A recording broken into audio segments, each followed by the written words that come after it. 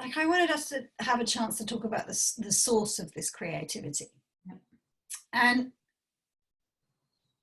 like where those ideas, where that fresh thinking, right? That's what we're looking for. If we're having an experience we don't like, well, it's because we're having thinking we don't like. And so if we're looking for a fresh experience, then looking to the source of where thought comes from, right? The creative source is helpful, right? Yeah. And I was reminded of it because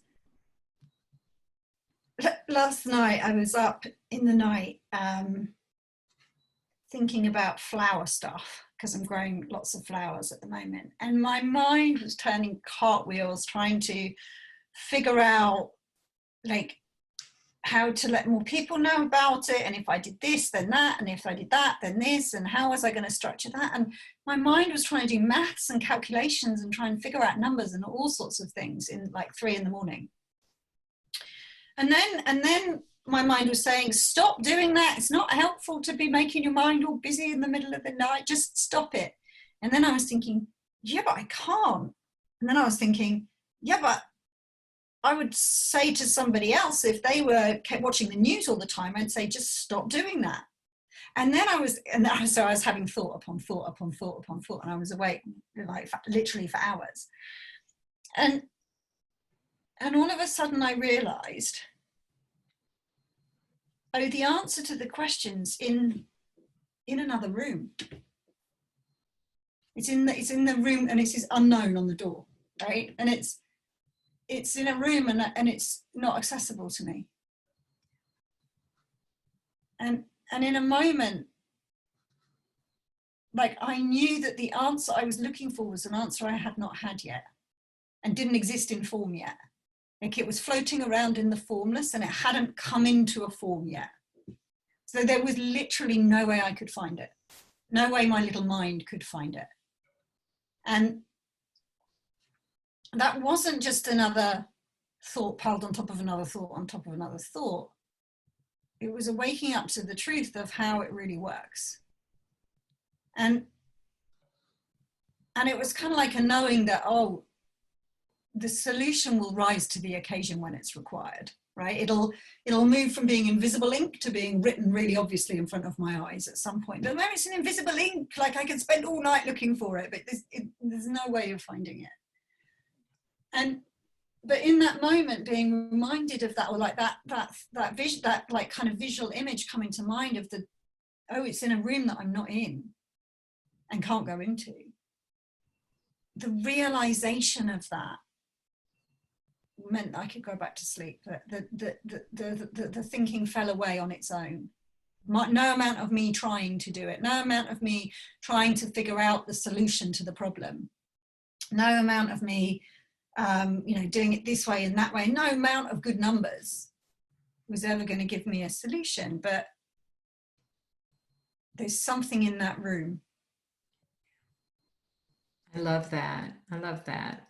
It's not in this room, and it's in another room. And I think, to your point, just realizing, oh, we're in the same old room looking for a new answer is helpful enough. Like just we can, in that moment, there's relief and expansion in that. And it also, I think, points to this idea that clarity comes through us.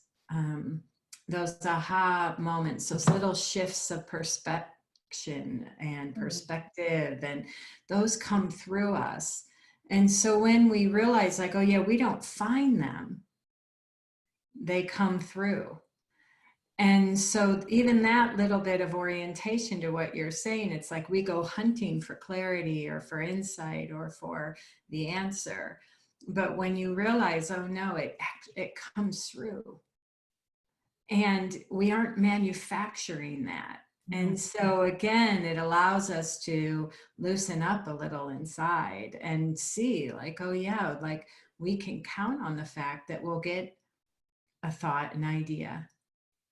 We'll have clarity at some point, and so rather than trying to just keep stirring up the pot, right?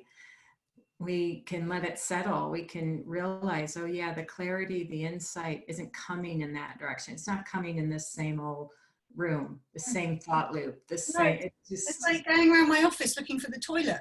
yeah. Not in here. It doesn't matter how many cupboards I open, right? Yeah. Or how many whether I Yeah. look in the piano or under the sofa. Yeah. Yeah. It's literally not in here. And I could spend all night looking for it, which is kind of Yeah. the equivalent of what I was doing last night. And then I suddenly realized, oh, hang on a minute. It's not that I'm not looking hard enough, and it's not that I haven't moved enough furniture around. It's just Yeah. not in here. Yeah. And with that, we give up trying. But I think that's the difference, isn't it, between an insight and a telling yourself something. Yeah. Yeah. But it and when I was thinking about this, I was thinking about like a metaphor that keeps coming to mind at the moment. And so some people listening to this might have heard me talk about this, but it just seems so, it's this, do you remember me saying to you years back, like, Barb, it's just, everything's just getting simpler. It's getting simpler. I really remember having a call with you and just saying, it's so simple. But this is the simplest I've seen this understanding. And it was because I was out in the garden. And so I was watering the plants with a hose, and I was sticking my finger over the end of the hose. And as I was sticking it over the end of the hose, the water was spraying off in all different directions. And then the light was shining through. So as I was going like this, it was creating all these rainbows. It was really pretty, and it was creating like a bit here and then a bit there, and then like never for more than a second. And it occurred to me like that the source of those rainbows really was the water, right? Through the hose. There's this flow of water, like not a drop of water, not a pool of water, but like the power of the water coming through. And the power of that water then, as it came through my personal little finger, then came into form in the form of like jets that went that way and little spray that went that way, and all different shapes and sizes and directions and speeds, and constantly shifting as my finger was moving on the end of the hose. And it was like this source was creating something in the world of form, through which, when light shone, created these beautiful illusions. And I was like, that's it. Like, no light, no rainbows. No water, no rainbows. No water jets, no rainbows. Right? You need those three elements, and that's all that's required. And rainbows get created that look really real, but they're not, and we know they're not, and they're so temporary. And to me, it's like we create a problem which is like a rainbow. There's a rainbow there. Like, I need to get creative about this. How do I solve this problem? How do I change this situation? And it's like we go looking for other rainbows to try and add to that rainbow, to try and change that rainbow so that that rainbow becomes prettier or something. And I mean, no wonder we tie ourselves in loops. But when we see that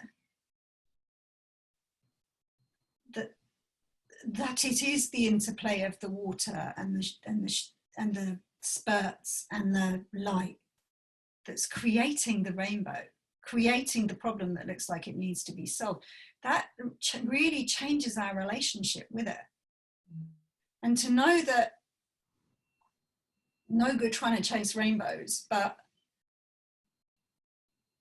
that the rainbow will shift all on its own, that it's only ever a product of the water coming through the hose. That means that we get to look, what is that?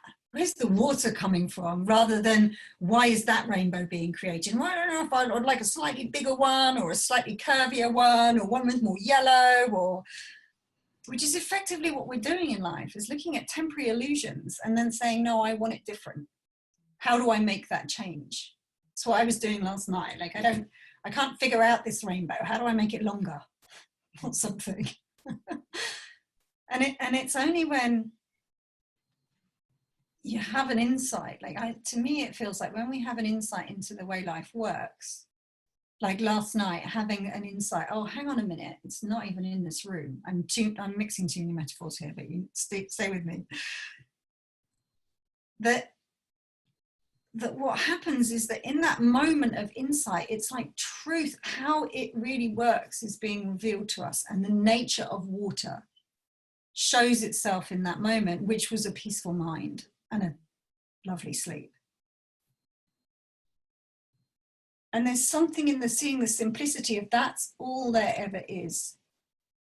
The source and the flow of water through the hose, the spurts of the water, and the light going through them. The idea that we control the light, that we control the direction of the spurts, that we control the source of water is when we see the immensity of that, and when we see the principal nature of that, like that's all that's ever going on, no matter what, no exceptions, for all of eternity, in the middle of coronavirus and 20 years the other side and 5,000 years ago. There's never been anything else going on. There's something about that that puts my little piddly rainbows into perspective. That makes sense. Do you know? I mean, it's beautiful. Absolutely. Yeah. And I think it's, you know, and as you were sharing that, I was thinking like, yeah, it's true. Like you can't really capture a rainbow, can you? But, you know, we try and capture thought via problem solving. You know, we try and capture insight by looking to the illusion of thought. And what you're really saying is no. And when we go wider lens, first of all, we see the rainbow. The closer we get to it, we don't see it, you know? So there's also something really nice in kind of remembering it's with perspective that we see the beauty and we see the illusion and we see all of it that's at play. I think that's really beautiful. And that's, in my mind, that's what this understanding continues to do for me over and over again. And as you said, it simplifies it because you see your relationship to the rainbow, to the illusion, to the problem, to thought shifts. Doesn't mean that we aren't in our lives and living them and responding to stay at home, responding to family and jobs and relation. Like, you know, we're in this amazing game, like we're in it. And I love the game. I love it. You know, I love the human experience. I don't always, you know, I have things I prefer over others, right? But in general, you know, I think that's it. But I can honestly say that's new for me with this understanding. Prior to looking at what was constant, like you're saying, like where it's coming from, what we're made of, you know, how experience of ourselves is shaped in the world. Prior to that, you know, I had you know, multiple full-time jobs and not much appreciation. Yeah. You know, so I think that what we're really saying is there's so much more to the story of who you are than you realize. Yeah, and that it's not always about you. That, as you were saying, that's what came to mind. It's like when we look to the philosophical. Yeah. Right? When we so many times, and me too, I came to this conversation with like, yeah, but what about me? And what about a new job for me? And how do I change this? And how do I make more of that? And how do I be a better person? And how do I be a kinder mother? And how do I, and it was all everything through the lens of, it was everything the other side of the finger on the hose, right? Like, like that's all there was as far as I was concerned. Yeah. And I never realized there was anything before the finger on the end of the hose. And when I was invited to look in that direction, like it got impersonal, it got neutral, it became about how a system works. It became on one level, and it became an exploration into one thing, not 7 billion like personal experiences of things. Wasn't 7 billion times 50 million rainbows. It's like trying to analyze that, which would just be a therapist's full-time job. Yeah. But instead it's what you just reminded me of there is like, yes, we have that experience, but I was 100% living in the personal about like, yeah, but what about, but how do I get a solution to this problem, Barb? You know, like, how do I do this with my kids and make them do that so that I can do this and then this will be okay? And it was totally new for me to explore in a way that was impersonal, that was looking in the direction of, no, what is there before the finger on the end of the hose? I never considered it before. Yeah. And people say, yeah, but how is that helpful to helping me manage my kids better so that they can do this so I can be happy? And it's like, because if you want a different experience of life, look how it's being created. And it's not being created from your kids and their devices and the language they use and the mood that they're in. It comes from the source of water. It doesn't come from rainbows back up the pipe. It works the other way. And so the more we understand how the system works, that there is an interplay between water, jets of water and light. And the more that we get touched by the nature of what it is before the finger, like that there's one source of water from which everything else comes. When we get touched in our hearts by that, we get fresh thinking, we get insights, we fill up with love, and then we show up to our kids and they just look different. That's why it's helpful. That's why the exploration of creativity and where fresh thought comes from is relevant no matter who you are. That's right. And it's why, you know, you don't have to go after behavior modification or personality adjustment. When we understand more, we naturally respond in the world in a different way. You know, what we're really saying is when our lens and our vision is so narrowed, again, we don't see all the possibility and the options. When we pick our head up and we look around us, we get a wider lens, a bigger perspective, we naturally have more resourcefulness, more well-being, more connection, more ideas out of the blue. And again, those, we aren't making those happen. We're just showing you a natural interplay all day long. This again, coming back to what's constant.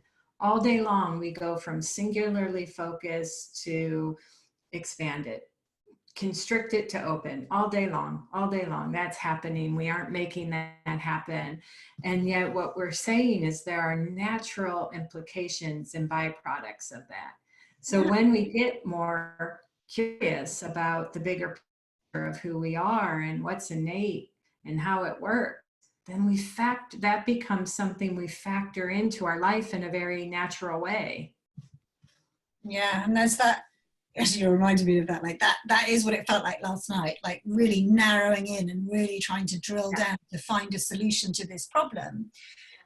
That when my mind let go, I went to sleep. And then I can't even tell you what it was I was thinking about.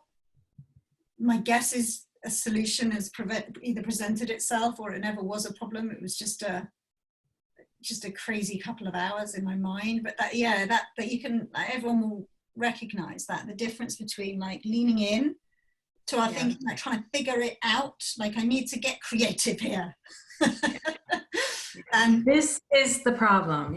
It would be like sitting, like I imagine an artist sitting in front of a board and just going, right now I need to create a masterpiece. How am I going to do that? Right? It's like, you don't want to do that. But you're right, like in that, and the way we know what we're doing is the feeling of it. We say this has got attention, like when we are paying attention to our thinking, there is attention in our thinking, right? We can feel it, we all know that. And when we're open and philosophical, it's like this is what I've been noticing a lot in lockdown, a real appreciation for the words of George Pransky, when he used to share to me about how he would let his mind graze. And so sitting, we've had beautiful weather here ever since the first day of the lockdown. The sun has not stopped shining. It's like really weird, but it's amazing. I'll say that now. When this comes out, we'll have had the worst wind, we'll have had the worst rain ever, right? But at the moment, like sitting in the garden and my mind's grazing. So it's not thinking. It's like it's considering this, then it's considering that. But the feeling of it is of an animal grazing, not a burger eating contest. Right? That's the difference in feeling. I hope you can recognize that. But it's like, it's just a grazing, and in that grazing, like, your mind visits different topics, and it's open and it's relaxed and there's a fresh perspective and it's enjoyable. That's how you know the difference in the feeling. And there's no tenseness in it. And that's like, if you want more creativity, looking in the direction of, and we'll talk more next time about how we take ourselves out of the game, right? But looking in the direction of that opening up that you pointed to, like that way, more neutral, more philosophical, more open, more, just wide open. Yeah. And really what we're saying, and I would love to build on this from, in our next session, is that what's invisible is essential. There is an invisible essential nature that we are all a part of and we live in, and it's the life force, the creative force, the energy behind it all. And when we realize there's so much more to us than just the form and the life and the things here, again, then we start to get an appreciation of everything we bring to the table, everything we have access to, everything that that is supporting us, carrying us, in relationship with us as we kind of navigate life and stay in shelter and new jobs and new relationships and dreams that we'd love to try, whatever that might be. Oh, I love that. I think that's a lovely place to leave it for this week. And then we'll come back with some more goodies for you all next week. We'll get creative about that. And Yeah. Thanks, Barb.